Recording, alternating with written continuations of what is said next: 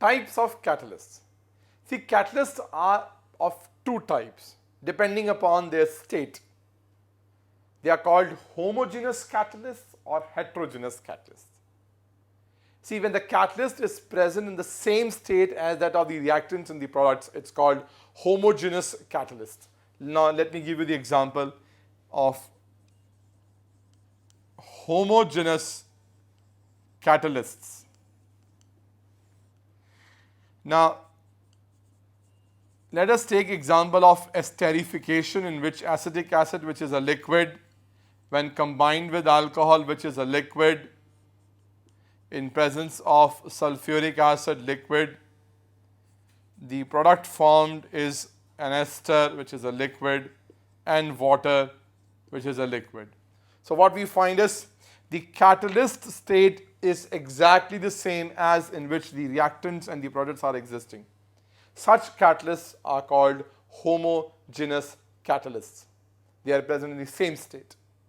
Always remember, they catalyzes the reaction.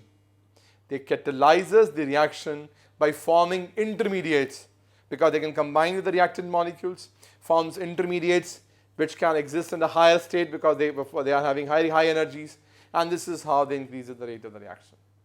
So, by forming those intermediates, they lowers the activation energy, and once the activation energy is lowered, we have studied in the kinetic, the rate of the reaction gets increased. So, this is how these are the examples of homogeneous catalysts.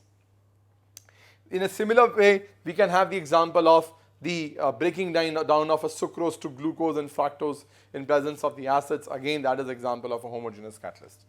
Then let us take example of heterogeneous catalysts. Heterogeneous catalysts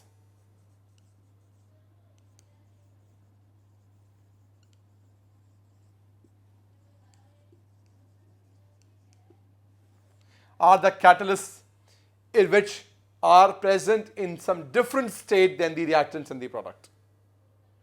Like the example we have just done, that when nitrogen gas is reacted with hydrogen gas, it is the solid Fe which is acting as a catalyst to form gaseous ammonia. What we find is the reactants and products are gaseous, whereas the catalyst used is a solid. So it's in a different state. So when the catalyst is present in some other state, in some different state than the reactants and the products state, it's called heterogeneous catalyst. That's the most important. We know many other examples, like we have been doing these hydrogenation reactions of alkenes or alkynes, in which uses either platinum solid or palladium solid, or we uses Rancy nickel. In all these cases, what we get is the saturated hydrocarbons, gaseous. So all these are gases, but the catalysts used are solid. So all these are the examples which are showing heterogeneous catalysts. Now always remember, heterogeneous catalysts provide surface area to the reactant molecules. They absorb them, they absorb the reactant molecules on their surface. So new energies are released. Those energies are used to break the bonds of the reactant molecules. Intermediates are formed at the reactants on the surface of the catalyst. And this is how they lower the activation energy of the reaction and increases the rate of the reaction. So this is how we have these two types of catalysts.